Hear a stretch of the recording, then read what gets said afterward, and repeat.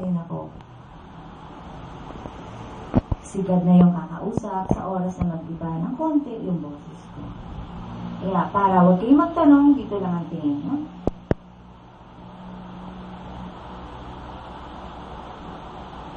Sino sa inyo ang kilala si Jesucristo? Ang tunay na kilala si Jesucristo ay sinasalubong ng palakpak. Palakpak, palakpak na malakas. Palakpak.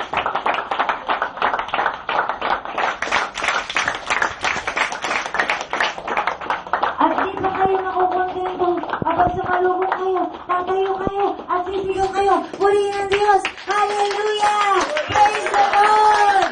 Hallelujah!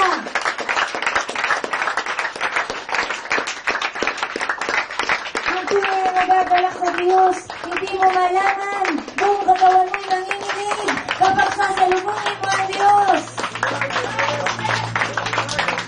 At ang araw na ito ay di ba pagsalubong kay Jesus ng palaspas.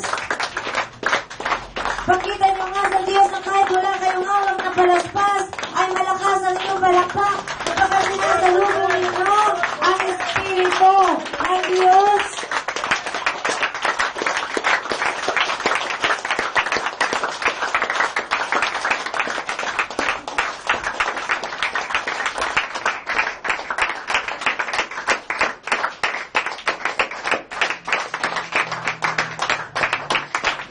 Nauunawaan ko, gutom na nga kayo, kapagkat ang mga palakpak, di na marinig.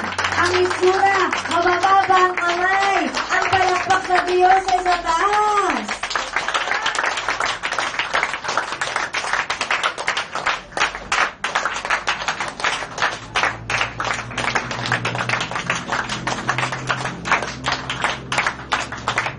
Kung alam lamang ang Diyos na narito, baka nagunan kayo dito sa harap para akapin ang Diyos.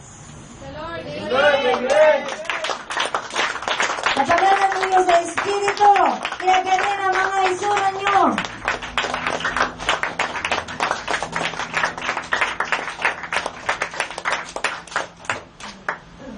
Sige, maupo na kayo.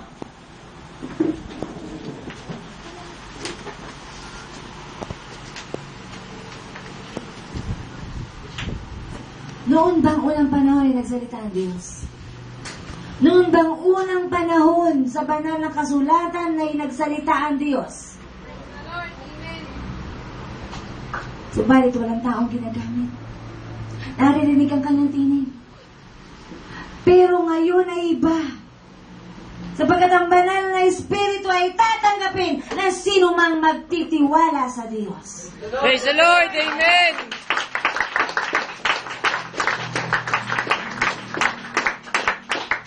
Kaya huwag kayong magtaka kung bakit ang Espiritu ng Diyos ay maririnig at naririnig na. Pagkat ang templo ay ang mga katawan ninyo. Ang templo, ito. At ang templo ay may bibig. Kaya may tinig na naririnig.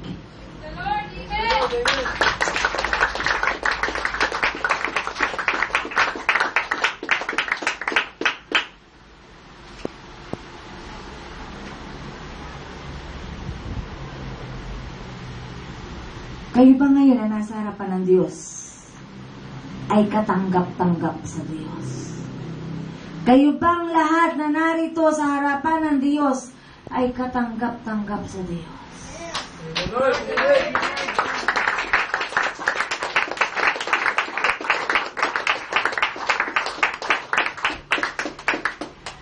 Yan ang dapat ninyong laging ilalagay sa isip nyo araw-araw. Ako ba'y katanggap-tanggap sa Diyos?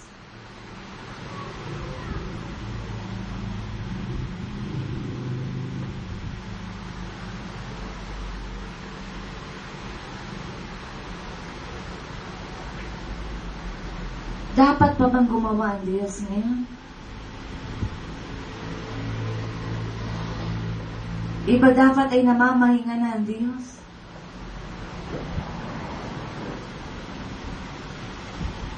Kung paano ang Diyos ay patuloy na gumagawa, kayo ay patuloy din gumawa para sa Diyos.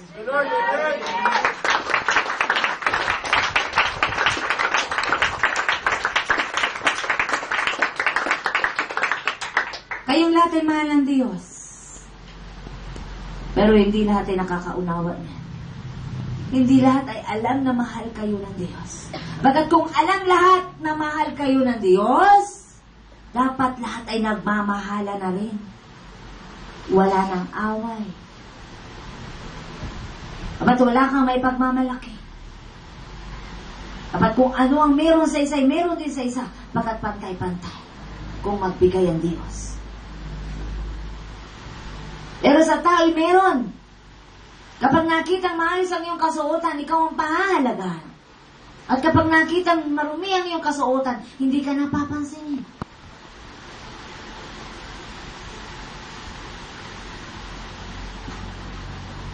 Ito ang pakatandaan ninyo. Bawat umaga pagising nyo. Sabihin sa Diyos, Panginoon, gawin mo akong katanggap-tanggap sa'yo. Gawin mo akong katanggap-tanggap sa'yo. At para maging katanggap-tanggap ako sa iyo, kailangan kita. At kung wala ka, wala akong magagawa. Ang lahat ng gagawin ko, Panginoon ko, ay magmumula sa iyo. At kung hindi magmumula sa iyo, makagagawa ako ng hindi mo nais gawin ko. At kapag ang Diyos ay nagbigay, para sa Kanya rin yan.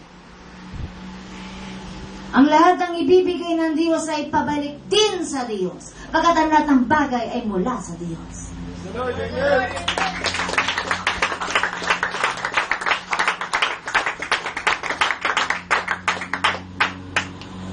At ang ginawa ng Diyos sa himala na ito ay pabalik din sa Kanya.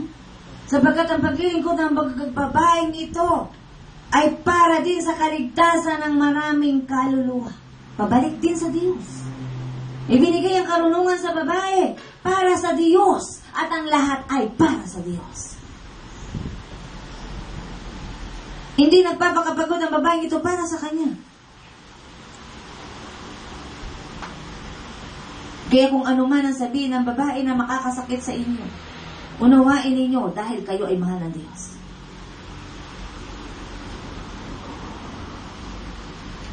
Simple. Katawan nyo, templo ng banal na Espiritu. Kung hindi mo asawa, huwag mo ibigay sa Kanya.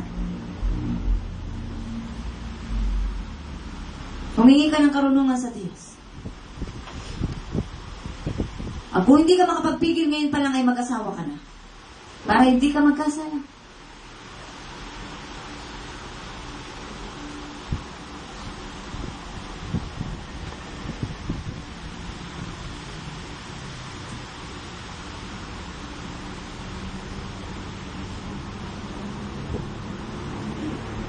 Ang katabi mo ay kapatid mo.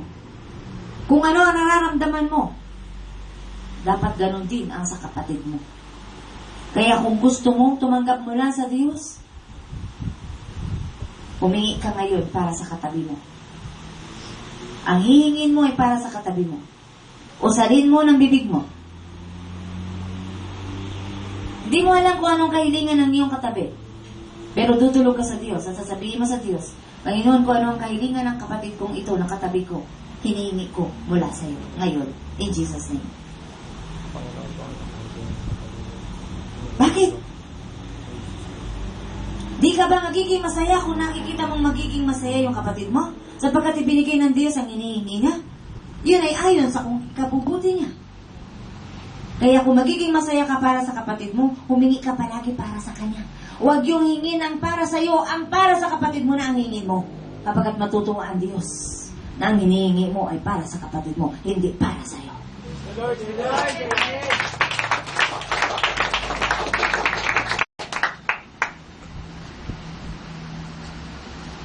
Kapag nagawa mo yan, kasama mo na nga ang Diyos.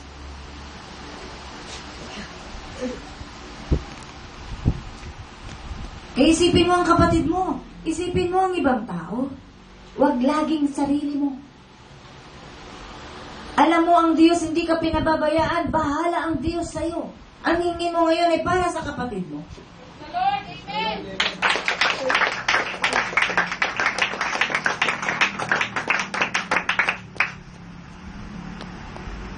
Humingi itong babae.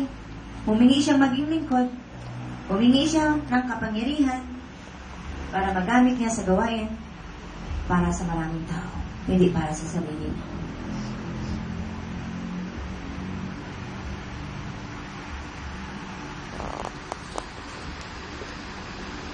Ang sabi ko ngayon sa inyo, anak, kilala mo ba ako? Ako tatay mo. Kung ako ang tatay mo, anak ba kita? Kung ako ang tatay mo at anak kita, nagkakaintindihan tayo. The Lord, amen.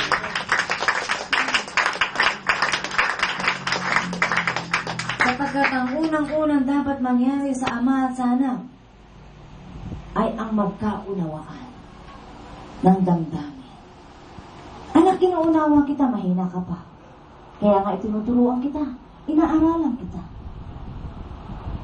Magpatuloy kang nakikinig para matuto ka. Sapat ba ang araw na ito? O kailangan mo pang bumalik sa mga susunod na linggo? Kung anak nga kita, babalik ka. Kung ako nga ang tatay mo, babalikan mo ako. Praise the Lord. Amen.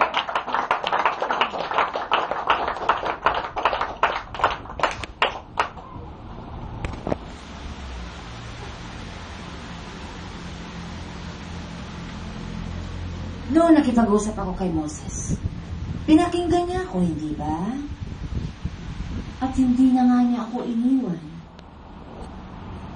Kayo, pinakikinggan niyo ba ako? At kung pinakikinggan niyo nga ako, iiwan niyo pa ba ako? Diyan ko malalaman kung ako nga ang tatay niyo. Kung gagawa kayo ng mga bagay na hindi ko gusto, malalaman ko kung ako nga ang tatay niyo. Sapagkat kung ako ang tatay niyo, hindi kayo gagawa ng ayaw ko. The Lord, amen.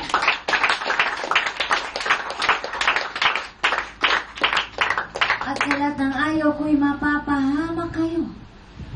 Sapagkat kapag hindi kayo gagawa ng ayon sa nais ko, tiyak ang kapahamakan niyo.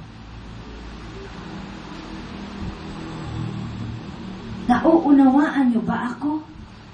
Mga anak ko, ako ba nga ang tatay niyo?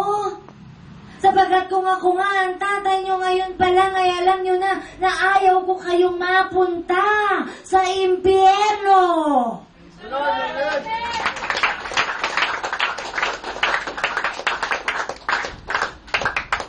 Simple. Makinig kayo. Pagkatotoo ako. Nangyari ito. Napagkat ang babae miniti na makapaglingkod. At ang sabi ng babae, Panginoon ko, gawin mo kung ano ang nais mo sa akin. Basta ang nais ko'y paglingkuran kita. Hindi ko alam kung papaano. The Lord, amen.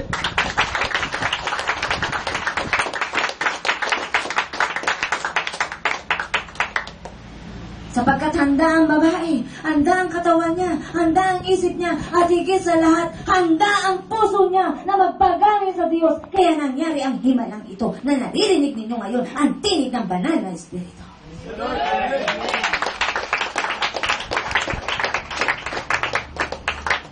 Mahirap bang unawain na ang mga katawan ninyo'y templo ng banal na Espiritu? At pag sinabing templo, ang banal na Espiritu ang mag-o-occupy ng body ng tao. Kung ikaw ay karapat-dapat, panahanan ng banal na Espiritu, walang imposible sa Diyos. The Lord, amen.